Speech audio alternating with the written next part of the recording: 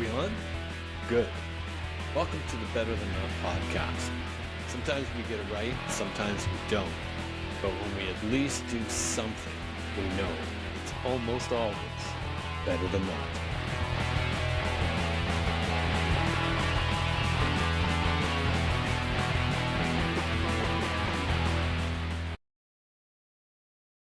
Hi there, and welcome to Better Than Not, the podcast that aims to capture shifting perspectives and thought-provoking ideas in conversation, based loosely on my series, A Changing Frame of Reference, which you can read on the Substack app. I hope you will, as it might give you some insight into what my podcast is all about. With that said, I'm your host, Doug Gardam, and today it's a pleasure, I'm excited, and it's a privilege to welcome Robin Sather to the podcast. Robin, welcome. Doug, Great to see you. super exciting. This has been a long time coming. It has been. It actually has been. Yeah. So why this is exciting for me today is you are a Lego certified professional builder. That's the mouthful that describes this title. It doesn't say a lot about what I actually do, but You said it's an LCP? Is that we say LCP, yes. And then it all gets lost anyway. Of course, then you can make stuff up with that. So I heard about Robin, what did I hear about you through another friend who's actually been on the podcast just Yes. And he started to tell me about you having this. Well, the term was used. He's a builder, a Lego builder. Yeah. And I kind of go, okay, I gotta meet this guy because I don't know too many kids that didn't grow up with that Lego. And I think when I think of Lego, Robin, it's weird because do you remember the round piece that had like gears on it? Yes, red and yellow, blue. Yeah. And for some reason or other, I think Lego, that's the piece I often think about. And it's like, and now to even describe that piece, you're old. That's right. Yeah, you have to be, they're sought after now by builders because they use them in really interesting machines and just as decoration. But yeah, those are from the 70s. Yeah, I was going to say that would have been a big time, maybe a little bit of late 60s, but 70s. But and it was when it was really creative because you had nothing, you had to, there were some pictures to draw to, but you could build your own houses, and you could build, like, I can remember building like our really properties and estates, and then we have our Hot Wheel cars, of course, and like I can remember playing this with my cousin, and we would go out like at the side of the house where like they had a garden, and we would build these elaborate things, and it was neat because I'm done. What else am I going to build? And then you'd think of swimming pool. And then you'd think of... No, it never ends. It never ends. And Lego was terrific for that. So that kind of is where I go, like, how did you get into the Lego world? I mean, I was 4 years old when I got my first Lego bricks. Okay. So it wasn't, our family wasn't particularly well off. So my first Lego was actually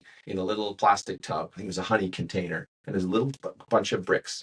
And this is back now, I'm old, so this is back in the probably 1969. Okay, and that was it. And that's all I had for a while. And then gradually, my parents would grab used Lego and flea market Lego. I didn't get my first set, I think, until I was 9. So that's several years later. And then it was a used set, but it was complete. And then I gradually got more and more as my parents figured out this is his jam. This is his toy. So we're gonna dive in on the Lego. But that was my whole life. And I was a Lego kid. So of course when you're 10 and 11 and even 13, everyone else is a Lego kid too. Yes, that's right. But when you get to be 15, 17, it becomes less. It starts to kind of go in the closet and cars and girls and start to become more important. And so this is pre-internet. So I figured I was still a massive fan. And on Sunday afternoons, I'd bring out now I had a bit bigger box of bricks and I built something, and I would still have stuff. And when my cool dudes would come over, I just took it all away. And then I'd bring it all out again. But, that was, in my teen years and even early 20s, I moved to the Vancouver area and I still had Lego and I still built stuff. But the internet, I thought there might be 15, maybe 20 people like me in the whole world, right? Right. Because I didn't know anyone that was into Lego as an adult like me. So when you say that, I kind of think of like model building as well. And I was into that. as well. They kind of somehow or other they connected. But there's tons of people building models. Yes. Adult model builders, plastic scale modeling. Everyone's doing that. So that wasn't a weird, fringy, freaky, nerdy thing. But adult Lego building, I mean, playing with those little toys that, again, are without a lot of instruction. I'm not a lot of theming. So this is before Lego dove into, Star Wars. Yeah, I want to Harry Potter and stuff. I want to go there. But so as you say, they had just their own ideas, and so you had to be completely creative with what you built. So I was making and I was building Star Wars. I was X-wing fighters and Y-wing fighters and probe droids and all kinds of stuff back in the 80s, right? So unfortunately, I have no pictures. I just think, can I rebuild that with the old pieces and take pictures? So did you get because I can remember some of the kits, I think the Empire State Building was a famous one where they had a kid standing beside it and they had built the height of it. They did stuff like that as a company, these competitions in tower building. They still do that stuff, but they never came here. They never came to Canada. I think in my whole my childhood had nothing, but in my young adulthood, then there was a couple of big shows that came through Vancouver. Okay. And then it was, I remember the top of the was it Woodward's at the time, or maybe Eaton's downtown, but there was a whole display, and that was in the mid 90s, I think 95, 96, something like that. And that was the first time I'd seen sort of a corporate Lego exhibit and show. I thought, this is amazing. And then it was cool, right? Because it's not just for kids. So adults would come. And it was actually through one of those shows where I met another adult fan of Lego. So I thought, so there's another one even in Vancouver. I thought there's 20 in the world. I thought, what are the odds? Well, so what age is this? Mid-20s? This is now what would it be, like 30? Okay. Right. Okay. And even younger than that, a little bit, maybe late 20s. I'm married by this time. I'm into an IT career. And that's all good. But I'm still, my joy is still Lego, right? And so gradually I start to meet people. And then the internet hit. And it was like, it's all over. Boom. And all of a sudden there's hundreds of thousands of us. And they're like, and there's 20 in my city. Let's start a club. Which is what we did. And not to mention the internet opened out all the available Lego too that you could all of that stuff. Yeah. So there was a website called Brick Bay. Is it still around? It is, but it had, of course, the other one that has called Bay made them change their name. So now it's Brick Link. But that became like an eBay or a Craigslist or Kijiji for Lego. For sets and parts and collections and stuff like that. So that became massive. And that whole used market just exploded. Because it never wears out.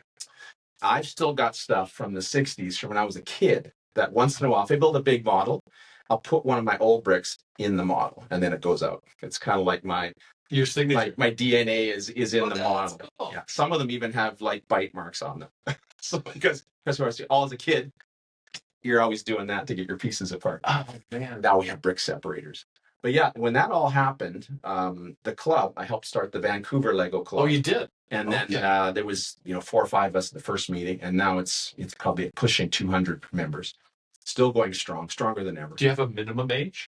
Yes. What is the minimum? I'm no longer in leadership there, but I think the minimum age, I want to say, is 18. Okay. So definitely adults. This is serious Lego. These are adults. But when I got back in with these people, and we started to do things like a model railway show and put a whole Lego train layout stuff.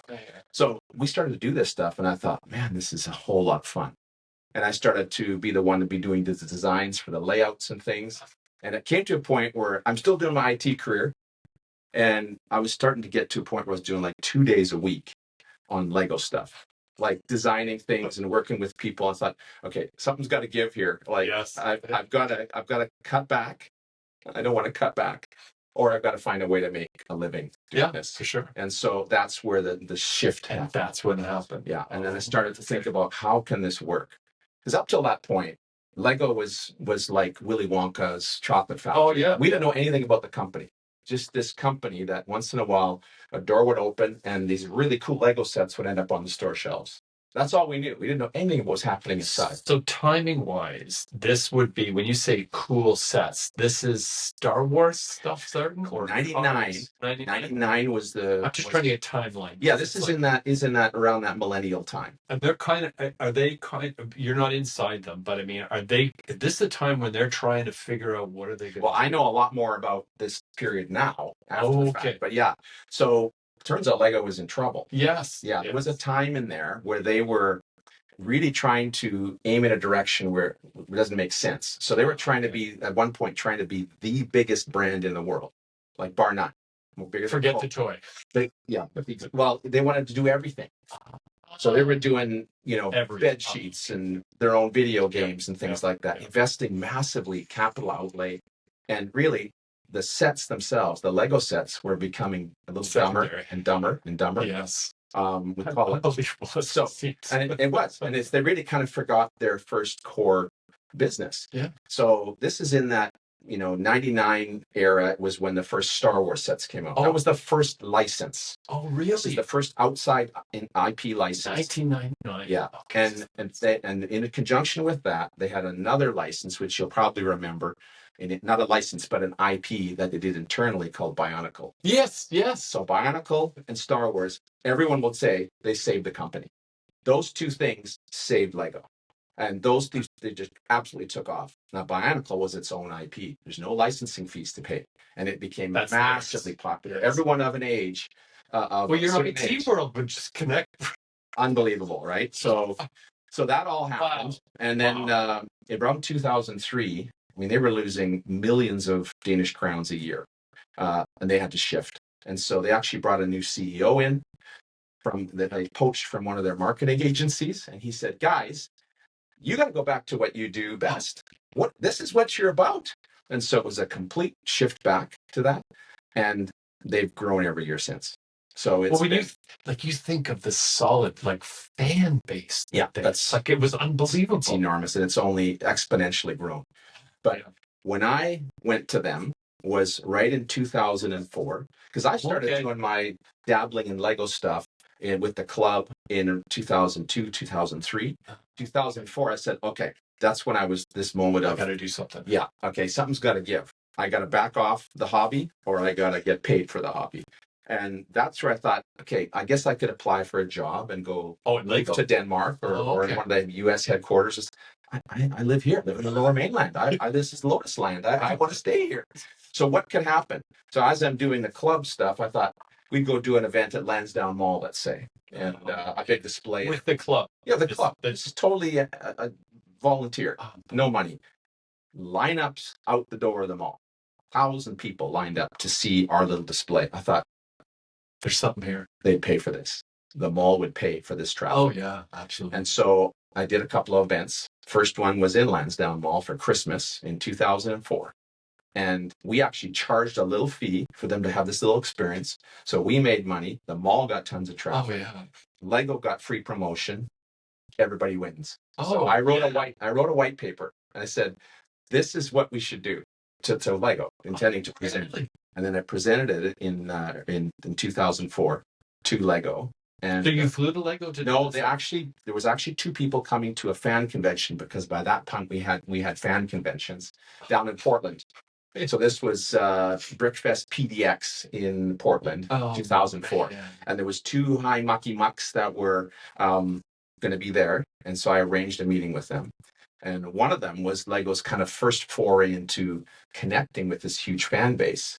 So I dropped into this meeting, and it was, remember, Lego's in trouble, losing millions of dollars every year. They're kind of lost their way. They're trying to figure things out. And I step in with this external revenue source and extra promotion for free. All this stuff that they don't have to do a thing other than just be happy with the person that you choose, and they said, yes, please, let's do this. And so we together fast-tracked a program. And of course, I grandfathered myself in. And there was 3 others in the US that I knew were doing similar things to me. And that was the first 4. And so that was 2005. That was 20 years ago. Yeah. Oh my goodness. So I'd already been doing stuff for a year. So I'm in my 21st year of professional Lego work. And my IT thing, I just basically shifted it. So IT, Lego, over a couple of years, I just shifted over. So I was full-time by the time I was into the second year. I'm just thinking when you say, every time you say IT right now, I'm thinking Bionicle. Yeah. No, it was full on IT. This back in the day. It was I was doing relational database programming and application development of whatever that was back then. Yeah. This is just before Microsoft SharePoint kind of kicked in. And right. I mean, I hate sorry, Microsoft. No, that's I still am a Windows guy, but I was spending so much time fixing stuff and patching. And I know it's only gotten worse. But I said, you know what? I feel like I'm working on a British sports car here. Like the best you can hope for is it only loses half a quart of oil a week, right? That's optimum perspective. So that's what it was like. And I thought, this is ridiculous. That's a great metaphor, actually. That's kind of what I felt like. I thought, I don't want to be doing this for another 20, 25 years. There's a scene in some show where John Malkovich loses it over something going on, and he goes, F Microsoft, over and over again. Yeah. I think it's like in billions or something like that. Yeah, I don't remember it. And all I can say is like it became almost a mime, right? Yeah. I mean, I'm going, oh my goodness. So when you say that, it's like, I get it. It's the haunt of the blue screen. Right? It is. Yeah. Or it's the one that you don't get the blue screen, but it still doesn't work. Even worse. Like this machine works, but this one doesn't. All right, let's dive into the patch history. It was just, I thought, I can't do this. When you say Bionicle, I'm remembering my son getting the camera, the video camera to make movies with Lego. Yeah, it was a Spielberg. It was which I thought was another brilliant kind of idea, right? Yeah. And like a little toy camera that worked. Yeah. And you had to I think you had to have it connected to a computer if I remember. Yes. Yeah. But he could make movies. That's what he loved. Little movies. Yeah. How crazy to me. So that was right. Tim Burton's running around, right? That was right in that period when they were kind of trying things. But post 2004, 2005, they really dove back to their roots. And I just got busy doing my thing, and I started to do like building stuff at malls. So you've got super busy. I was crazy busy. And Lego Canada, which is really just a marketing office, trade marketing, and they're responsible for a couple of big events like a parade in Toronto and stuff. But really, they don't do any model building or anything like that. Yeah. But they were very progressive, and they were thinking, what can we do? We have this new resource in Robin. And so we actually developed a couple of exhibits together, and we toured some exhibits in Canada. Oh, wow. And even in the US. But so in 2007, there was an Egyptian one. So probably my most well-known big build is a giant red Egyptian Sphinx that is made with Duplo bricks. Takes 3 days to build for 2 people. And I built it 7 times over in different cities as an opening event for that city's run of the Secrets of the Pharaohs exhibit. So where can you find this? Like you have this on my website. What's your website? Because we should repeat this a few times. Right. Brickville.ca. So brick is in Lego bricks, Ville as in French town. We'll put that on the description for the podcast episode. Yeah. Because it's very cool. So because you have all this stuff. Well, it's all there. Go to the portfolio page or just dig back through the pages. It's an ancient website. So again, when I left IT, So how long did it take you to create one of those, like the first one? Because that'd be original, right? You created. It's all my stuff. Yeah. I really don't. I get bored easily, so I don't want to do stuff that I'm reproducing somebody else's work or even in a different medium. So I want to come up with my own ideas. I don't really want to build them twice. So building the Sphinx, even every 7 of those, they were all different, slightly. Really? So I teased them and made them a little bit different. And they'd all have one of your bricks in it too. Well, but these are temporary, so it'd be the same bricks. Like that, when at the end of the run, you take the Sphinx apart, back in bins on a truck, goes to Edmonton next, or it goes to Montreal or whatever. So then I'd haul the bricks and build it again. Oh, but I would change it just to make it interesting. One of them, I had Go ahead. I was going to say one of them. Usually, it was kind of a front bust of a Sphinx, big paws, big head, but wouldn't have the whole body. So usually, it was up against a wall near an entrance to the exhibit, which had a whole bunch of Egyptian themed Lego stuff. But one time, it was set away from the wall, but still a wall was behind, but it's maybe, a meter and a half. Okay. So I thought, I'm going to make this into, because all the kids see this big Sphinx, think that'd be like the most awesome fort.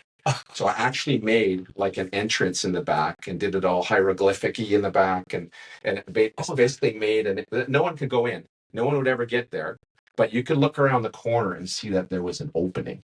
And I love doing that. I love putting little, where does that go in models? And so I did that one time, and that was the Royal Museum in Ottawa. Oh, okay. RAM. Yeah, it's called Royal. Maybe it's RAM. I can't remember what the A is. I'm thinking of the civilization, the Museum of Civilization, and I think it's in Hull actually. But right, yeah, and I didn't do it there. I've done other builds there, but yeah, great museum. I love museums. So your idea though with this they're getting captured in reels now, right? Where people go in and look at things and then they see all this created growth. You're already there. Oh, I love it. Yeah, I want to, build a cityscape sidewalk. We'll put a subway entrance on it, even if it doesn't go anywhere. Put the entrance there. So suggest that there's more beyond what you see. It's simple things, but it's crazy, man. That's what I love. And you've got a perfect venue with Lego to be able to create it like for. So no one would offer to buy these things. They do. I'm sure. Like I think like there must be Lego guys around that say, "I want that." And I do commissions occasionally. Oh, you do? Yeah. Okay. They're not my favorite though, because it's a different kind of building. It needs to be more robust. It needs to be able to be shipped often. Often it's glued.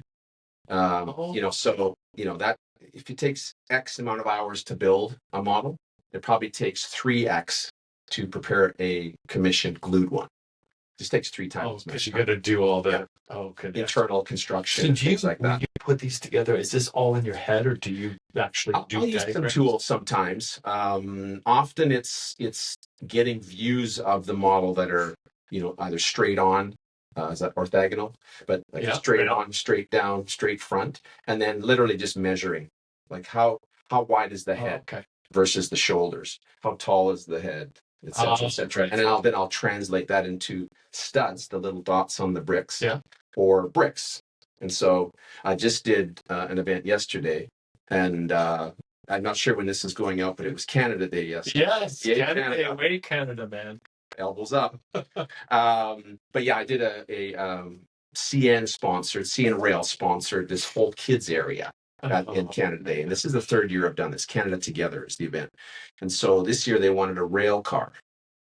Just that you could sit in? No, but just big. It's still big. It's 2 meters long and about maybe 0.8 of a meter tall.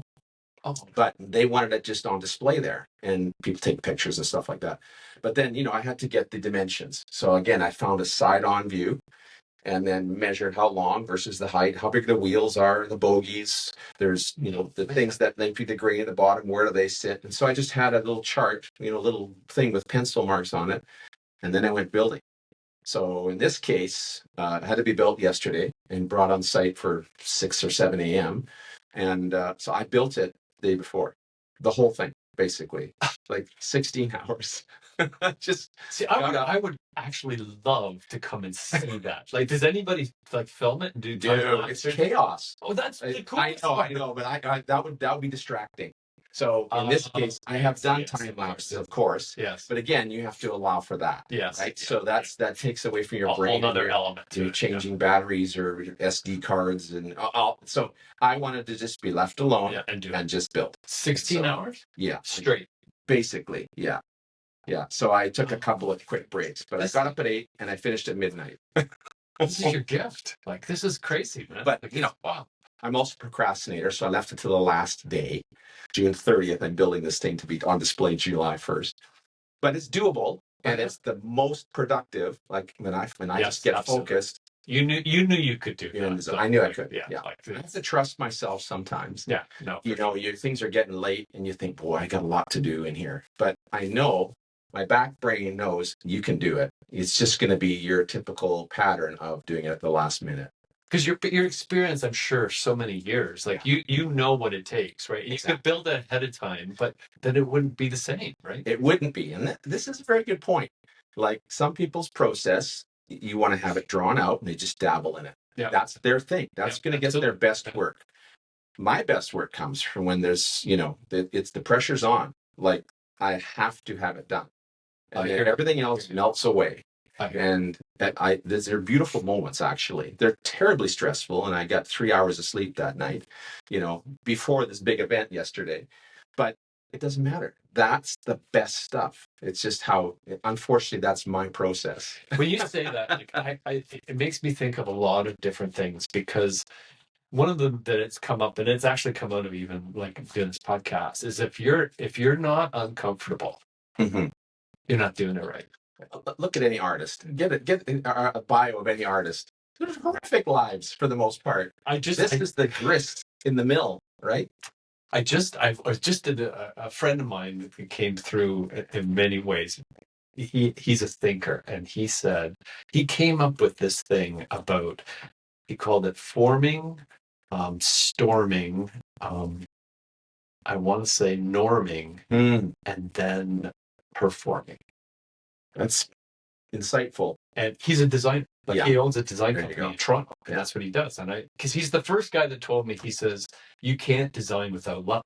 Right. And as you talk, like, I'm going, wow, this guy you're all about love and putting all those things together. Yeah. And it's amazing that we have to go through that storming part. Yeah. And the deeper we go in the storming part, the crazier and better that norming starts to happen. And I like the norming aspect, because you have to be comfortable with your process, right? Absolutely. Even though it might look bonkers to anyone watching, and you're thinking, why are you could do this so differently. No, I couldn't. You're not going to get this if I don't do that. So for me, it's the norm, and okay, it's just how it goes. And it's so interesting when I hear this, because you can actually get kicked out of your norm. Yes, because you can listen to somebody say, "Oh, you've got this better." Yeah, you've got to change, and then you can't, like, it doesn't work anymore. No. And personally experiencing it, this is the part. That's why I said when he told me this, I'm going, well, I'll be repeating this numerous times in the podcast. Yeah, because I think it's what we do. Yeah. There's a scene. Have you seen Ray with Jamie Foxx? Yes. There's a scene when he's in the hotel room, and he's a mess personally, right? Yeah. I think he's just made the lady in it pregnant, and he's got a keyboard in there. Yeah. And she's just like furious with him, and he starts to play hit the road, Jack, don't you come back. And it's like, that's it. Look at the horrific stuff that had to lead up for that squirt of creativity. You couldn't get it any other way. No, like it would not get it if you didn't have it. So if you hate that, many of us don't like it. Right. But if you don't recognize you got to go through it, how do you get the other? Yeah. You don't. Yes, you don't. And that's what happens, right? So with a lot of people, most people, that's what happens. I have a feeling, that's why I said when I chat about this, that it becomes like, oh, I never really thought of it that way. Yeah. But it's kind of true. So how big were these Egyptian pieces that you did? Well, the Sphinx, about 2.5 meters tall. Oh, it's huge. And wide and deep. Oh, so it didn't occupy the entire cube of that imaginary cube, but those are the outside dimensions. These big giant paws that stuck out, a big chest, and then a massive head with a huge Egyptian headrest. Oh my God. Yeah, and that piece actually made it into Lego's official calendar years later, cool.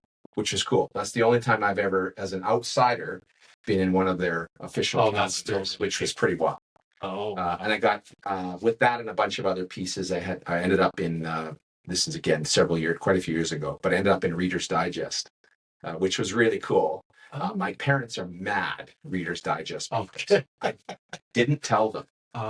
And so they just got their subscription come in, and they flipped through, and there's their son, with all these creations, and they just about fell off their chairs. Of course, it's a great moment. Did you not tell them? I just didn't tell them. I knew they were going to see it.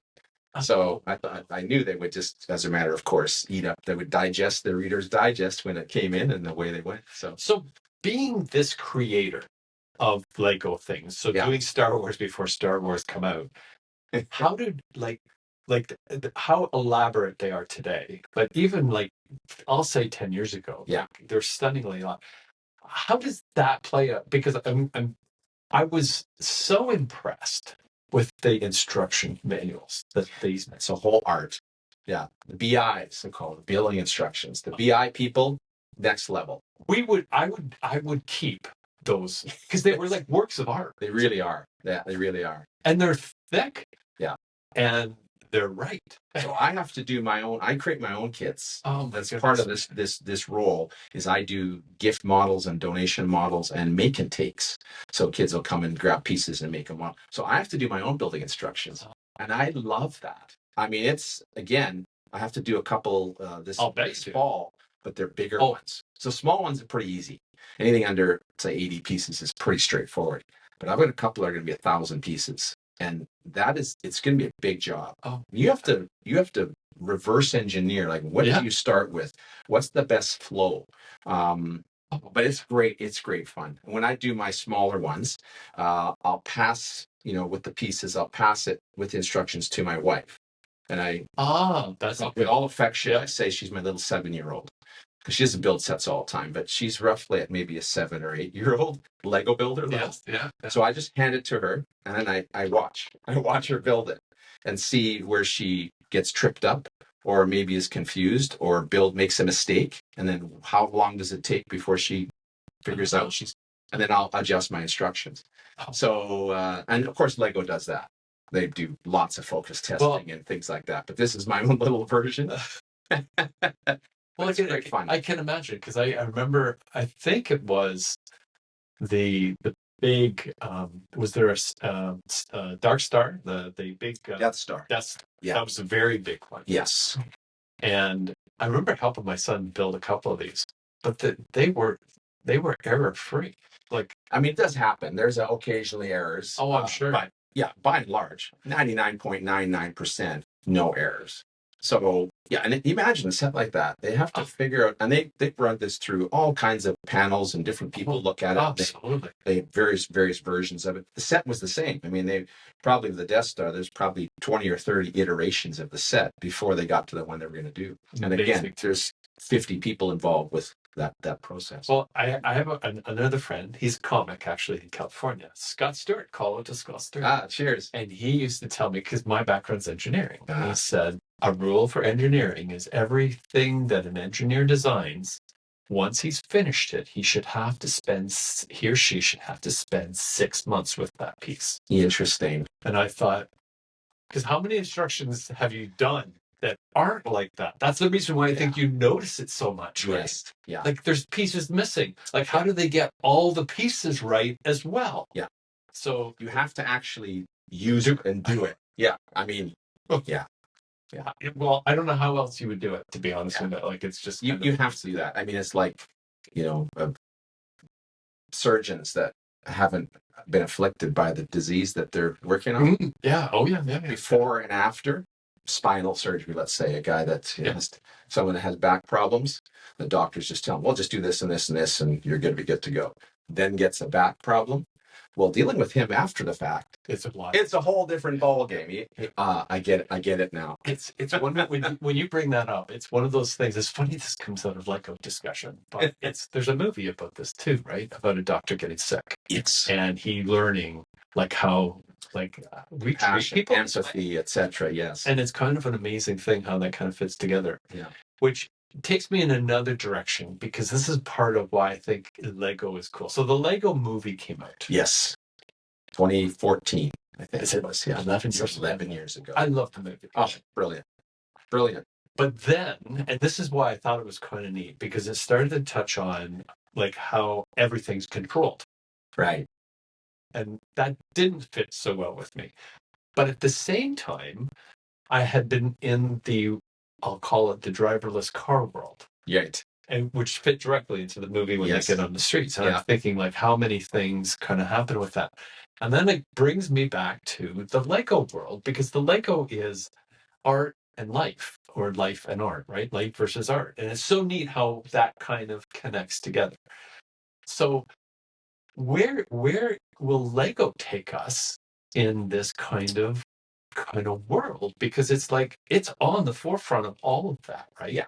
Like we briefly touched on, and I didn't really want to go too far because I want to make part of this conversation, but the artificial intelligence world, right? Because I've been commenting about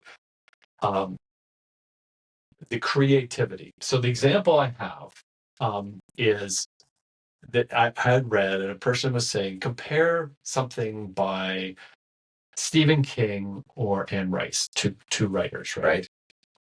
Write 1,000-page, 1,000-word essay comparing their writing styles. So they did. It comes out brilliant. I think they put it through Chat GPT or something like that. Yeah. It comes out brilliantly, right? Of course it will. And I'm kind of looking at it, and the conclusion was, I'm really afraid AI taking over creativity. And I'm kind of going, well, I don't see that as a creative example to start with. Mm-hmm.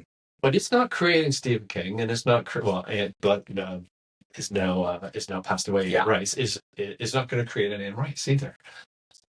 But who wants to write the 1,000-word essay comparing the two styles? So AI at this point, is kind of like that servant class. It's we tell it to do things that we probably don't want to do, and it does it brilliantly. Like better than we can do it. Most likely, yeah. They're gonna cite more sources, like on the order of tens of thousands more. Yeah. But what's next? The question is, yes, how far will it go? I think back to, I just think of how we as people are going to deal with it as it proceeds. And I wonder about that. So like looking at you can go back another generation to music. Yes. Yeah. At some point, music got really easy to steal, right? Mm-hmm. So you could copy it. You could download it. You could rip CDs. You could do all sorts of stuff, right? And so the whole business of music shifted massively. Dramatic. And, what we ended up with several years ago was a resurgence of live music, right? So concerts. Absolutely. You got to go to concerts to hear the real thing. And artists would thrive on that. They would change it up. They would make it a different experience than what you got on your plastic. And so those that couldn't, that was a hole too, right? That was. Absolutely. So now we have this other art potentially being created, or derivative art. And so how does that translate into people that are making this stuff? Well, this is why I find and storytelling. Yeah, because you can, I mentioned the fake band, the AI band that's kind of making the rounds in memes right now. And then of course there's many movies, having tons of AI movies out there that are doing their thing. So what's real anymore? It doesn't matter. So I think, honestly, looking way ahead, I think we're going to see a return to theater and oral storytelling, like oral in-person interaction. What you can't create. Yeah. No. So it'll drive people back to this, meat puppet interaction stuff. Which, where you're driving now is a big part of what Better Than Not's about, and that is around talking and communicating in a live format, right? Because it's one of those things that I think my writing world began to give me some impression on this. Yeah. Coming out of the corporate world where all day long you're meeting to meeting to meeting to meeting. Right. You don't have to look for people because they're everywhere. Yeah. And you're constantly always connected. You're always connected. Yeah. Then you move into this writing thing, which I have always done, but now you're doing it full time and starting to notice I need people. I know I need people. I just don't know what that actually means. Right. We moved out here from Ontario right at the beginning of the pandemic, which it became super evident because you didn't even know anyone. Right. And everyone's then pulled up. You have the world telling you don't go and see anyone either. Yeah. Right. Like the technical stuff started to happen, Zoom, all those things became very popular. Yeah. But I began to see, and this is right in connection with you're talking about live theater and concerts, is I've come to the point where we need each other more than we have any idea of. Correct. At all. That's exactly right. I agree with you. I've become so aware of it. Like, it's just, I'm kind of blown away because I thought, like, no, I don't know. You hear people say, well, I don't really like people, but I like my dog, and things like those things. And it's going like, I am almost overwhelmed, like how powerful. Now, what's really interesting, and I'm gonna shift a little bit because this comes actually into the beginning of this ancient text, the Bible, which I didn't realize in Genesis 2, I think it's 16 or 18, it says, man is not supposed to be alone. Right. It's followed by, I will make him a helper. But it was only like, I'll say 3 months ago that that came to my awareness. And I'm kind of going, okay, here we go, we got it. So now we're talking Lego, we're talking about AI, and Robin's telling me, I think AI is going to bring us back together. I think it will. I mean, and again, Lego has kind of made this. There's definitely still a progression of Absolutely. online digital media, digital content, digital creation. But again, if you give an AI mid journey or whatever you want to do, give it a prompt. Make me a Lego hot air balloon, but it's a shark, and you'll have 20 examples in 10 seconds. Yes, and they'll look Lego-y, but they won't really be Lego-y. They can't be built. It's great fun. It's great entertainment. But what does that do? That drives you back to your hands and the actual bricks. So I think there's going to be we have this digital revolution, and it's then going to shrink back down to the actual hands-on meat puppet. It makes brick making. It makes me more exciid for Lego even. It does. Because it's funny how we've kind of even gone through this phase, because I think I was even part of it. Like, this is post-secondary war, World War. You're dealing with families that grow up, go to work, and later, like, it's just been a different world. Yeah. Go get an education, all that became big part. And it's like I became an engineer, right? Yeah. And it's like, but I love mechanics. Like, I love taking engines apart, and like Lego, Meccano, all those things were like you touch. And I kind of got to a point where I'm going, like, as an engineer, like, you don't really touch that stuff. No, it's all, you're giving the instructions, you're doing the designing. Yeah. For months. Yeah. And it's like a mechanic fixes somebody's car in the morning, in the afternoon they're getting a pat on the back. And they made them happy. This thing was broken. Now it works. And you fixed it. And so, like, just the trades. And it kind of comes back to me, like, and they're no less prevalent today than ever, right? Like we still need electricians and plumbers. Like, if I was joining the workforce right now, it wouldn't be IT, because that's 5 years from now, my job is gone. Yes, absolutely. It would be welding or plumbing. We all still have to use those things. That's amazing not to me. Yeah, but it's just amazing to trades. And that's why I think like Lego has such a neat niche in our world. Yeah. Because at one point in time, I remember, and I don't think I saw very much of it, but I think this was through our son, you could build stuff online. Oh, it's very much a thing. You could still I still use those tools, and Lego does it internally. Okay. There's massive digital online creation and display and analysis techniques. It's all there. Yeah. But building that, nothing replaces it. It doesn't. Like, I can remember when we finished. What's the runner, the blockade runner? That was okay. Yes, Rebel blockade. And that was like it's pretty big model. It was huge, right? And I think I told you, like, we the deal was, if my son could come up with half, we would get that thing. And I'm inside going, like, I'm gonna have so much fun with this. And so that was part of the deal, was I would help him with the instructions and go through it. And actually, we're pretty complicated as far as how to put it together. But when it was completed, that was like, we had a blockade runner in our house. Yeah. Like, it wasn't a movie anymore. It's real. No. And you got characters, and everything opens that's supposed to open. It's amazing. I mean, and then, yes, you could do it all digitally. And there's great Lego video games and all these things you can explore online. It's not the same. We are still, monkeys. So it is.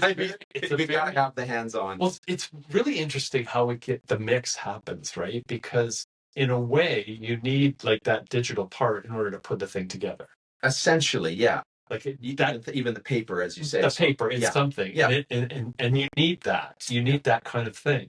And it's like, even having this conversation, like, I come in, I said, having you over and having you in this little put together studio. Yeah. That conversation changes even from what it's like live online. Oh, absolutely. And, like, there's something about, go back to your theater, right? There's something about seeing that in real, that we can't replace. We just can't. We won't lose that. That's the thing, is with all the digital and all the remote and cocooning and everything, theater's alive and well, live music is alive and well, oral storytelling. I was at Canada, downtown yesterday. And yes, we had all these cool kid stuff, but all interspersed through the day were these First Nations storytellers. And it was just as many people watching them. Amazing. And all they are is a First Nations Indigenous person, maybe with a drum, but maybe nothing, just telling a story with a microphone. And that just came after huge bombastic, DJ throwing prizes and dancers, and that was the same. You're still connected. You're still connected, still engaging, and I just treasure that. And that's my thing, because I do go do live in person building with people. So, well, that job is secure. That must be a trip though for someone experiencing like you sit down with a Lego kit, right? You've never done one, and I think it's like you're kind of born, like you're either connected like a mechanical sense in your head how things go together, or you're not. Yeah, it's just one of those things. I think leaders are born. They're not created, like not in the sense of there's some innate, at least some you just have gifts, yes, that we have. Yeah, and it's like when a person that doesn't connect with that can come and see you and how that comes together, it just changes it for sure. Like it has to me.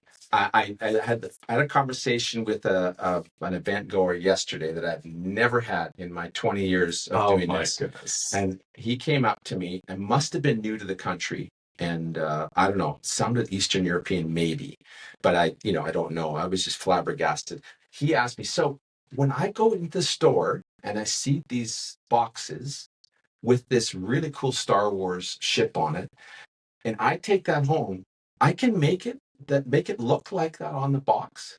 And I didn't understand his question at first. I thought, yeah, that's a Lego set. But he had no concept of the set. He thought that you were going to get, raw plastic and an X-Acto knife, like a scale model, right?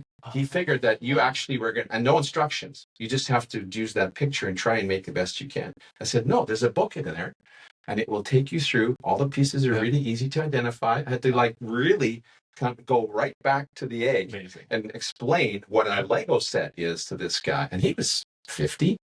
So, and that's very cool. I said, yeah, you can make it look exactly like it is on the box. He says, oh, I'm going to go do that. I said, good on you. So once you start, I said, you're not going to quit. You're going to go get another one. It is because it is very addictive. There is still people out there that don't get it. I don't haven't experienced any of this, so it's amazing to me. It was very fun, very fun interaction. Introducing someone to Lego. How do you do that in this culture?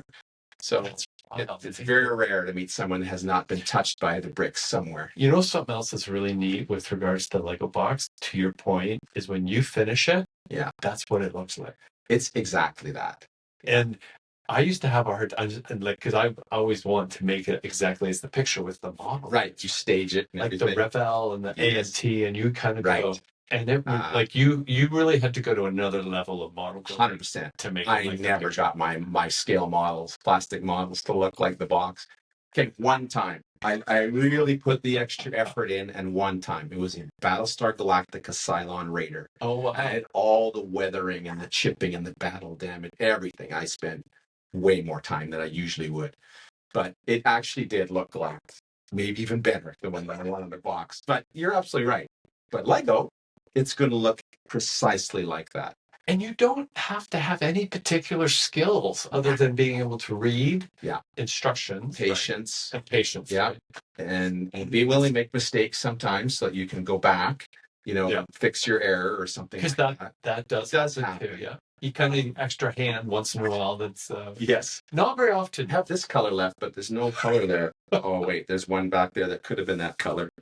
Yeah. Well, I was going to say, of the kits that we were, so after they started to do the theme, the kits that and this is to me what really impressed me as kind of an engineering background, is I don't ever remember having maybe extra pieces, but never anything missing. And there's nothing that frustrates me more. It does happen occasionally, but I mean, I've got, I've opened many Lego sets. But even in my own collection, I got about 2,000 sets. And I've probably had it happen twice, maybe, that I can think of. I can actually only think of once, but yeah, it's very rare. And there's almost always extra pieces. They put extra pieces in there just so you can have a little more fun. And sometimes they'll have the little tiny ones have an extra one because that's easy to lose. So they'll have an extra one that they put in there. Really? They factor that into yeah. You know, it's funny because it was when you said the Lego kits, right? And I was thinking of model kits because we do a lot of the meal kits now, like HelloFresh. Yeah, you're right. Chef's Plate. Yes. Which I will kiddingly say saved my life. Yes. We tried it for a while. Yeah. I cannot believe, again, it's following instructions just like a model or Lego. Yeah. And you don't have to grocery shop. No. And it's almost always right. Yes. And they're good. The only problem is they never take the time that they tell you they take. Like if it says 25 minutes, that's a good point. It's taken me an hour and a half. I know. That's a good point. But I cannot believe how good they are. Yeah. Once you learn how to do them. Yeah. Like there's some like, because I can remember telling people, I said, "Oh no, I prefer to cook," and I'm saying, "No, you're cooking if you're doing this, right? You're still cooking." Like that's the thing. It's like it's not all like made for you. Yeah. You have to do it. But that's kind of what the Lego and the model, like they did that with food. Yeah, 100%. And the neat thing, it's a great parallel. I hadn't thought about this before, but I think of, for me, when I did those services, we did them for a while, I realized, well, this actually isn't so hard to make. No.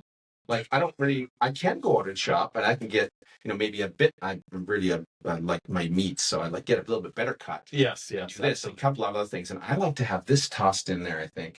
So I realized, well, we can just make this. Yeah, it's going to mean a trip to a couple of stores. Yes, yeah. But we don't really need that.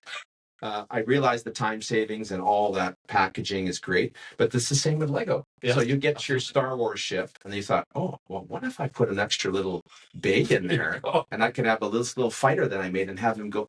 And that's what happens. So at a certain age, kids start to modify. They want to tweak their builds. Yeah. Again, it was parents I talked to yesterday. How can I get my little guy to? I'm buying like a Lego set every week, and he just builds them and puts them on the shelf. And I said, how old is it? This little guy? How old is he? And so he was around 5 or 6. I said, that's classic for his age. When he hits a couple more years, he's going to start to want to tweak it and make a base for his ship, or make an extra little ship that goes with it, or make an enemy, or make something that the ship carries. And then that will just blossom. And it's almost a clockwork. If you hit this age, boom, they shift over. You want to go more. Yeah. So I said, right now, I bet he likes to build the ship. He's got all the people, all the minifigures, and he just tells stories. Yeah, that's what he does. I said, yep, he's right on track. Don't worry about it. Encourage the building and maybe suggest some story ideas, and he'll start making stuff. Oh, no. That's just how it works. But that's the same kind of parallel. Absolutely. No, it's very, to me, it was just became very obvious to me. Because I couldn't believe, like, they are restaurant quality meals when you make them. Fantastic. Which is like a lot better than like often the processed stuff. And it's quick, right? 100%. And you're guided. So like it's like somebody's sitting on your shoulder, like, it's great. This is how we kind of do it. The other thing that's really neat to me with a Lego build is it's when you say about building it and putting it on the shelf, it's almost like a trophy. Yeah, it's my accomplishment. You've done something, right? And you can't do that with a lot. For some big sets. It's hours of work. Man. Oh, man. Yeah. So what is the biggest set right now from Lego? Do you know? That's a good question. I'm not positive on that. There is one that's like some of the bigger sets. Yeah. So the Titanic is a big one. Oh my goodness. And there's a set now. It's just escaped me, but it's over 10,000 pieces. I think it's 10,001 pieces. Of course. So you're it's taking multiple evenings or days. My goodness. A little guy I talked to yesterday had the Titanic, and I said, "How long did it take you?" He says, "Well, over a space of a bunch of days, 24 hours. That's longer than most, but still, he was very small." And I thought, "Good for you." And this is the kind of thing. So you have multiple, days of investment. Oh yeah. Yeah, but you want that. I mean, of course, it's like reading a book, right, or something like that you're 100%. You're consuming, but you have something done. Yeah, when you create it, right? When I relax, when I relax and I want to chill, I mean, I've been building Lego all day, potentially. You would think, well, that's the last thing I want to do. And that's sometimes the case. I'll play video games or go for a walk or whatever. But when I want to relax with Lego, I take a set and I savor it like a fine wine and I draw it out. I don't look at the head of the instructions. I just build page by page. So you're answering my question. Yeah. So you can actually build according to the kit. Yes, and I want that. And I know a lot of the designers, so I'll maybe even know who designed the kit. That's really cool. Which is super cool. Like, oh, Mark, what you did there, chef's kiss. It's fantastic. Oh, that would so, but I'll take time. So I'll probably take at least twice as long to build a kit than a 10-year-old would. You have so much purposely. Oh, yeah. So it becomes very mindful. But yes, of course, I have the kit. So, you know, what would be? I've never asked anyone on OFIG this question. What can you remember, like a favorite that you built that you just remember? Like you built so many, but is there one that kind of just says this was beautiful? Yeah, I mean it's of its time as well. Like how did this set hit me at the time? Oh, okay. And I'm going back a bit. So in 1989, Lego came out with their pirate line. Pirate line. Yes. So there's a very popular ship, the biggest ship in that line was the Black Sea's Barracuda. And it was this brown and yellow pirate ship with red and white sails. It was also the first Lego set that had minifigures that had different facial expressions. So they had pirates with stubble and eye patch, and they had a female pirate and things like that. Other than that, prior to that, it had all been smileys, 2 dots and a smiley face. Oh, right? wow. Everybody, all figures were like that. So this was a mind-blowing, groundbreaking, game-changer set. First time. And it still holds probably this most special place in my heart, that ship. Now, there's been other ones along the way that have also done that. A few years ago, the Ninjago line, which is this kind of Japanese ninja sort of based IP line of Legos. And the Lego company, I shouldn't say Legos, that's a terrible thing. You have to keep that out. Just kidding. I hear people say Legos. Oh, they all the time. I'm playing with Legos. Yeah. But this was Lego apostrophe. Yes, the possessive. But it's the Lego group. Yes. Or the Lego company. Anyway, we all say it. But they came out with these sets that were kind of like little slices of, say, a Neo Tokyo sort of like dystopian? Not dystopian. You could easily tweak them for that. And the last one kind of is a little bit in that line, but they're very much a slice of a crowded Asian city. And they're just beautiful. So they're kind of my favorite. Again, in every one, there's 1,000 stories. Like there's a little sushi shop, and then there's a little, faded posters on the wall in the alley, and there's a guy upstairs that's in his dojo, and there's all this stuff in these little things, and they all fit together. So they're all kind of like a little expanded city. So those are my favorites of late. So that's probably within the last 5 years. I love the ship part, the one that you're talking about the ship though. Like it is kind of a neat thing for sure. So, everyone is great in its own way. Well, I remember seeing my nephews, and they live in Boston, and this is going back, I'll say maybe 8 years. And I'm pretty sure they had either the Ferrari, right, or did they do a Bugatti too? They did a Bugatti Veyron, yeah. And I was blown away by. They're both in engineering now in university. The two boys. What happens? But it was like, and they were just spectacular models. Like I'm going like, but I think it took them more than 24 hours to build those cars. It could be, and they're a partly intricacy. Technical steering wheel. Everything works. Yeah, they're usually some of them have a transmission, literally multi-speed transmission and a reverse gear that works. Steering wheels, suspension, doors that open, sometimes with a button like compressed air opens it up. But yeah, they've done a whole line of those now. And again, this is tying into that adult market. Yeah. So they've finally clued in over the past 6, 7, 8 years that, hey, adults are buying these kits, which us as a community and me as a professional saying, dudes, there is a lot of money being spent. You need to cater to this market. So they finally clued in. And so there's just innumerable sets now that are clearly being bought by adults that are not for children. certainly a kid could enjoy them, but it's adults that are buying them. No question. Collectible things. And you know, the other thing that's neat about them is you're not left hanging with questions. The instructions, Yeah. like you can figure it out, right? Yes. Give it time. Yeah. You're not going to be left like, well, I don't know the answer to this question. So, and much of our life is like that, right? Like, Yeah. we don't know. Yeah. But with Lego, it's going to fit together. You can set apart your life and just go through this exercise. And yeah, and it's comforting in that way. You're not going to be left hanging, as you say. Yeah. So many themes. Yeah. How does Lego pick that? Do you know? Like, how do that's an internal question for them. But they're obviously, it's a business to make money, obviously. So they want to pick up on the zeitgeist of what's going on with their kids and their adults, and make stuff that's going to appeal to them. So they'll pick up licenses and things that they want to do and develop their own in-house stuff. So the latest, probably the biggest one of the past few years that was has really taken off, I think more than anyone expected, is the botanical line.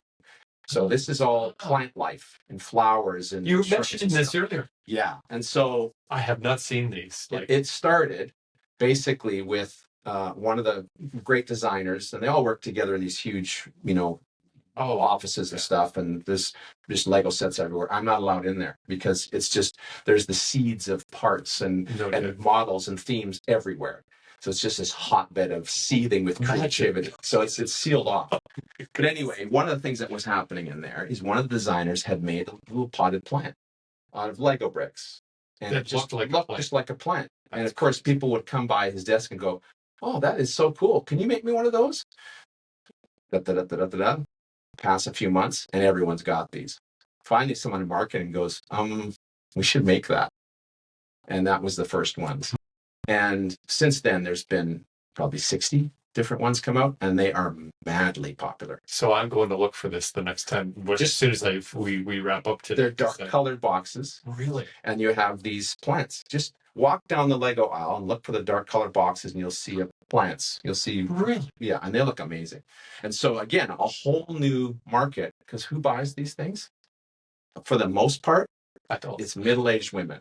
Oh, really? Yes. So who would not for not buying the Bugatti Veyron, no, and not buying the Batman, Batmobile. Yeah, but absolutely. But they're buying plants, they're buying flowers and shrubs, and all that stuff. And they must not look like Legos. They don't. If you set them in your plural, but that's kind of what I'm saying. Like 100%. So it's that whole building experience. Yeah.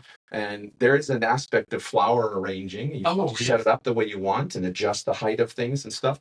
And then you set it amongst your perennials or your succulents. If at first glance, you won't even spot that it's a Lego. Like it at first glance. Oh my goodness. And certainly from a distance, you wouldn't tell. It just looks like the rest of the plants. There's no brickiness. There's no edges. It's fascinating. And so I think that was a surprise to Lego. I bet it was. And I think they've had a few, actually. They just put it out there. They've got over 600 designers working on this stuff. On just botanical? No, on all this stuff. The whole lines. There's teams for each of these things. Friends and Harry Potter and Avengers. And you talk about this design environment. So, like, I want to be a card signer. That's original. I wanted to be a lot of things, but when I went into deciding that's the way I was going to go and not music and hockey, used to go to the Science Center in Toronto. Yes, and they had this little place where, because you could go and see these giant models of ships, right? Like how you described the Titanic from Lego, right? Yeah. And they would be all crafted, but they had this little shop there, right, where they would have the blueprints and the guys would make these models. Oh. And I can remember visiting there and going, "You're tracking with that's that." where I really like to work. I think that would be a cool thing to do, because I was already into the model world, obviously Lego and things like that. And when you describe Lego and that place of 600 designers now, imagine like what they have. It's like anything you can imagine. And their brick pit, where their bricks are there. A lot of them will do it hands on. I mean, they've got all the digital tools. Yeah. And of course that factors in, but a lot of them just want to get hands on their bricks. and they're just quietly building something. And you know, the other thing that I think is kind of cool that the theme Lego probably helped is we don't have to make them rectangular and round and spherical all the It time. added so many elements. To make botanicals that would be like, I don't think I've seen one of these, Robin, and like I'm really intrigued now. Well, that's because they're there, but you just didn't recognize them as Lego. Well, I'm thinking, when you said botanical, I'm thinking bionicle. Right, I know. And it's kind of an unfortunate name in a sense, because again, people of a certain age. I wouldn't have thought of that. This is bionicle comes in. It's plants. It's plants. Yeah. No, that is, wow, Yeah. it is really kind of. Yeah, pop down to your favorite retailer. Shout out to Mastermind in town here. It's amazing. Oh, okay. But they'll have some. Yeah, and you'll spot them right away. Yeah, that looks like a. It looks like a rose. It's a collection of roses. It's I can't see anything else than that. But yeah, a lot of new elements. So Lego has created innumerable new elements and new colors all the time. They're expanding. You know, I get a spreadsheet every month that has the parts that are available to me to order as a Lego certified professional. Cool. So I order directly from the factory for the stuff I do. But there's the current one, I think, has 17,000 parts on it. So that's every part and color. You know, if there's 20 different 2x4 bricks, that's 20 of those 17,000, even though it's the same bricks, just different colors. So that's how many is out there. 17 over 17,000. Yeah. And I actually don't have access to everything. So a lot of the specific Star Wars or the specific Batman figures, I can't get those because they're IP only. I can't use them in my creations, so they don't sell them to me. So it's probably in the neighborhood of 20,000. I don't think. It's just amazing to me when you think about it. So, were there Lego certified professionals before you? No, that was the program that I helped them create. That's a pretty cool thing for you to hold. You're the first. I was the first one. I'm LCP 001. And there's 24 now. Oh, so there's not very many people. I was the only one in Canada for years. And then a guy that I did a lot of work with and actually helped the Lego Land Discovery Center in Toronto hire. Eventually left there, went on his own, and he's now an LCP as well. So he's in Toronto. And there used to be 4 in the US, and now it's down to 1. And the US really needs some. But then the rest are all over the world. So a lot in Europe and a lot in Asia, 1 in Australia. A lot in Asia? Yeah. China is the whole Asian market. China, Korea, massive resurgence, and it's an emergent market for Lego. So they want to have LCPs there. And those ones work a lot closer with their local Lego offices to do builds for them and events for them. Here in Lego in Canada, we don't have a huge budget. And so I don't do a lot with Lego Canada, but other places regionally, the LCPs are much more lined up. One of the fun things that LCPs do, though, is Lego Masters. So the Lego Masters TV show. So we're working perfect. There we go. I was that's part of how I heard about you the first time. So you got to tell me about this. You got to tell me how this you call it Lego Masters? Lego Masters. Yeah. Okay. So essentially, the Brits started it out first. So they had this show, essentially was kind of a little competition show where they have a couple of kids or an adult and a kid competing on a challenge, and then they'd do a competition. This is like MasterChef. Like MasterChef. But it's Lego. But before MasterChef. Actually it was before MasterChef, I think. But then what happened was it was kind of a low budget, really homespun, very charming show. It's very much fun to watch, but it's very different from what you would see now as Lego Masters. But the Australian team, production team that did MasterChef said, we can adapt this and essentially make MasterChef with Lego. And that's what we ended up with. So when you see MasterChef or you see Lego Masters now, it looks very much like a typical MasterChef show. Oh, does it? Okay. And so that was back in 2017, 2018, I think, that the first Australian show, and it's become the gold standard. But you got involved with this, right? So tell us this story though.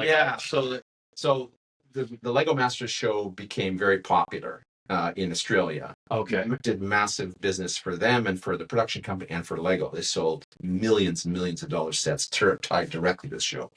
So all these other countries, especially in Europe, they created their own shows, their own Lego Masters show. And the rules are that an LCP has to be connected with the show. not necessarily on screen as a judge, like a judge, but often that's the case. But just helping to guide the show and keep them on track, because we're certified. We know we're careful with brand usage and all of the things that need to worry about. We become the perfect person to be on there. The brick pit, curating and developing all the bricks that the people have to use. So this was all happening tail end of COVID. I've been doing no work for 18 months because everything's closed. It's all closed. There's no big events, nothing happening. And I got this email from a production company in New Zealand. You got an email? I got an email. Did you think it was fake? I 100% thought it was fake. I thought it was my buddy Ryan from the Australian show winding me up. 100% thought, nice one, Ryan. He spoofed an email and made it this thing. I didn't respond to it for 3 days. I love these stories. And then I thought, yeah, it looks good though. Like, so it would be fun. IT hat.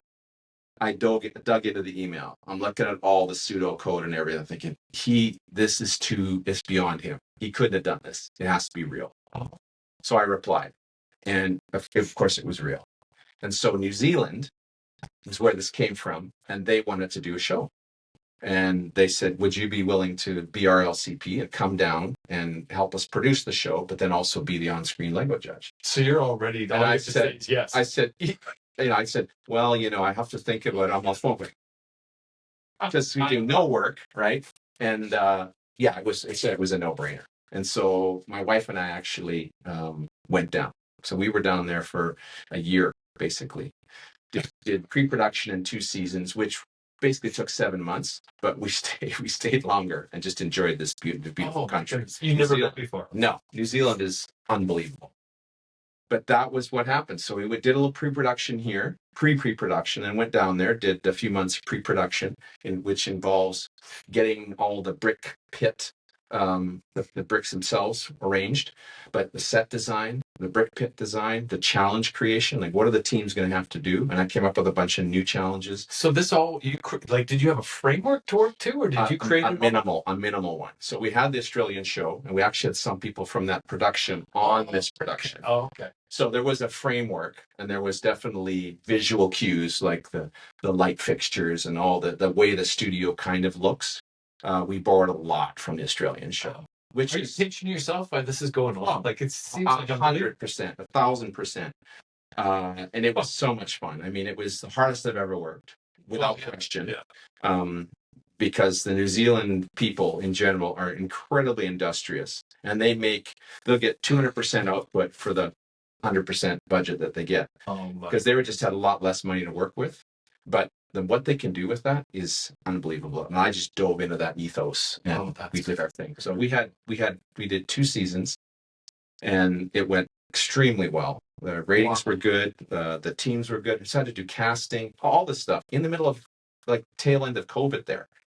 So we did, very, very interesting casting and set design and all this stuff. So it was great. So I was on screen for 2 seasons there, and then we enjoyed the country for 4 extra months, and then came back to Canada, and at which point things had geared up again. And so I just kind of slotted back in for the next year of my typical perennial events, and then started looking for other new adventures to have. So that was 2022. We got back here. And that's like 3 years ago. Still 3 years. I can't believe 3 years has passed. It seems like yesterday we were there. But that was great fun. And so I got to do some of my building there, because the part of the show is you'll have some sort of premise or a big model at the beginning to show off what the concept is, or even things that the teams will have to build on top of and embellish. Season or episode 1, we had like a circular thing as almost like series of islands, with a big island in the middle, and they had to do a story that was connecting them and things like that. So we got to build all that stuff. And so I got to do some big Duplo things, because I do a lot of Duplo building with the big blocks. Right, yeah. On the show. And then supervise creation of other things and do these challenges. And it was the best experience. I would do it again in a heartbeat. I keep hoping they're going to do season 3. I was going to say, so is there more of these going on in different parts of the world. Yeah, too. yeah. Like I can see like Lego just wanting to jump all over this. And they are. So there's Australia now is in its 7th season. Oh, wow. US is I think just finished 5. And then there's France and Spain and Poland and Belgium and Denmark. They're everywhere. Canada has not done one. Believe me, I've been in touch with people. We do all the other ones. I know. Well, for the first couple of seasons of Lego Masters US, it was only American competitors, contestants. Okay. But they were calling Canadians all the time. But the production said, hold off on the Canadians at this point. Then they opened the floodgates and they started bringing Canadians onto the American show.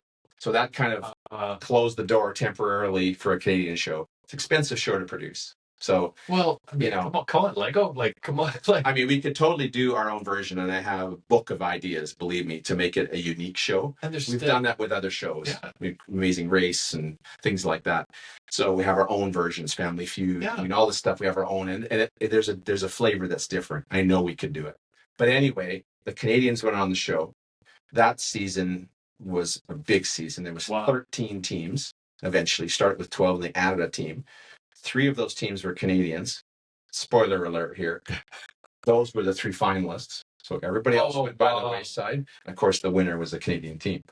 So again, it kind of put the kibosh on having our own show. But shouldn't it not put the kibosh? But say, let's do it. This is my thinking. Yeah. I think what'll happen is if we get a show here, I think what'll happen is because we can be really unique with it, it'll be a French-Canadian show. So we'll start out with a French-Canadian version, which there hasn't been. Of course, there's no French. There's a French version, but France is very different from Quebec, and vice versa. Yeah, right. So we'd have a French-Canadian one, I think, if we got one. That would be the first one that would happen, I think. But I'm still connected with the Lego Masters crew within Lego. Right. And we're coming up with all kinds of new ideas and ways to do it. So I've become kind of a little bit of a consultant for Lego Masters. Part of the reason for that is in New Zealand, it's 10,000 kilometers from anybody in Europe. And I had to do everything there. So I had to be Lego there. And so there wasn't really an aspect of production, the art department, everything. I'm building stuff and looking at stuff.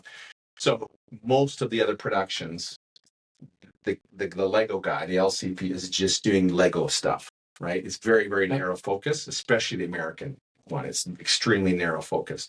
There's people even doing challenge creation and testing and stuff like that for those sorts of things. And they just tell the LCP what's going on. But I had to do all of that. So I kind of have a unique position of having had a finger in every pie in production. So this is great. So there's new ideas. One of the ones that came out is out of the box. So Lego Masters out of the box. And so that was basically, instead of staying in a studio, we put the brick pit in a truck and we drive to different locations. We do builds like in a museum or at a famous, monument or a school or a, music hall or whatever, or a park. So that's happened in 2 countries now. And then Australia, the last couple of years, has branched beyond its borders. And so they brought in international competitors. And this last one, they brought in one from Canada, the winners of one of the things here, and one from New Zealand. So one of the finalists from New Zealand. So they're again making it more international. So there's a few other ideas that are cooking, and but I'm thinking Toronto, Vancouver, like I can't. You need a producer, that's. You just have to have it. Yeah, it has to. It's in market connection with people. If the business case can be made, it's there. But I mean, the Instagram and Reels. Oh, I know. And it's TikTok. There's tons of stuff. I agree. Lego, man. What would be out there that could compete would be. And we have amazing builders in Canada as far as the content. I think we've got something on here, Robin. We need believe me, there's pots on a whole bunch of back burners at this point. It just needs one to be pulled front. Have somebody listening here, or it could be some of the other guests that have been kind of interested in doing different things. I am very interested. If you're watching this, I am totally in. If you're a producer, I just think that it's such a cool idea. Yeah. It's gone so well worldwide.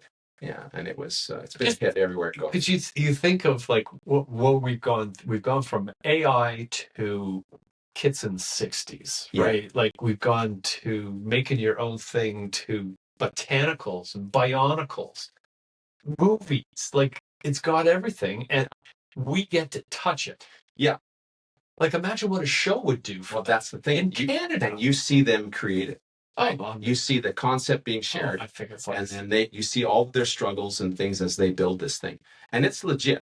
Like, people sometimes watch it and go, they're just faking that, and it's all just highly edited. Well, of course it's edited, because they have 12 hours of building. it's a long So time. you only have a 44-minute show. But yes, it's edited down, but it's legit. They actually get that time to build. It's not stretched. They're not given hints. They're not given help. It's legit. People break down. People crack from the stress. All of that happens, right? It's legit. It happens when you do them yourself. Of course it does. Like it's just so real. You know what's really interesting here? Like I think of like you watch golf. Yeah. What do you want to do? You want to go out and play golf, right? Right. It's so easy. How can it be hard, right? Yeah. And see, for me, a lot of things like sports and stuff like that. Yeah. And I can see Lego being exactly like that. Hugely inspirational. Oh my goodness. Hugely. Not only that, though, you could go out and buy a kit and make it and actually make the kit. Yeah. Not throwing your golf club into the pond because you can't hit the golf ball. Like this On is the first real. try. Yeah. This is real. Yeah. Oh no. Yeah. Well, it's a thing. It's definitely a thing. And I'd like to see it happen here in the country for sure. Oh my goodness. And like I said, I've got all kinds of ideas as to how we I bet you do. differentiate I bet you and do. have some fun with it. So Oh no, this See is what something. This sounds like a new task for us to pursue. I had great fun, and I think that's it's definitely one of those pinnacle highlight moments of my career, was doing that Lego Masters, and so I'd love to repeat it and do some In more. Canada, though, That'd be so good. it just seems like such an obvious one for us. In I many think ways. so. Yeah, Like we're entrepreneurs, we're entrepreneurial. Yeah. We've got a big national push right now going on. Like we're storytellers. Storytellers. Yeah. How neat would it be to be putting something like this? We've had Lego all our lives, so some other countries, they haven't had it, so it's still a kind of a new thing. We have a rich history of Lego building and childhood nostalgia. I mean, it's just huge. So interesting stuff. Love to see something. No, that would be a really neat thing to see kind of happen. Like I would watch it. I would watch it. I bet you would. Yeah. Well, I think Lego is very cool is because anyone can do it. That's the part. Like no one's excluded. Yes. Yeah. Is there people better at it than others? Of course there is. But you can buy a kit like the guy you said you saw yesterday. Yes. And you can build the picture that's on the front cover. Exactly like that. And you can do it. I know you're an intelligent, eloquent person. You have the capacity to do that. And you probably have fun doing it. Of course you would have fun doing it. Yeah. It's crazy. And you can do it. It's ageless as well.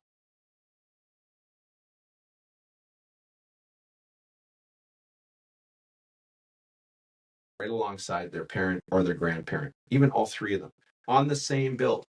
There's not a lot that can engage those three people. There are things, certainly, but Lego is one of the ones that can engage everybody together. And you know what? You have the levels, right? Like if you want to get really complicated and sophisticated, you can do it. It's just it's such a neat thing. Kids will put 6 bricks together, and then there's 15-minute story with this little creation, and you have to use your imagination. But it's there, And then you just get older; it just gets more complex and more detailed. But it's the same stories. We're all telling stories. Well, it's fun that like I'm bringing back the.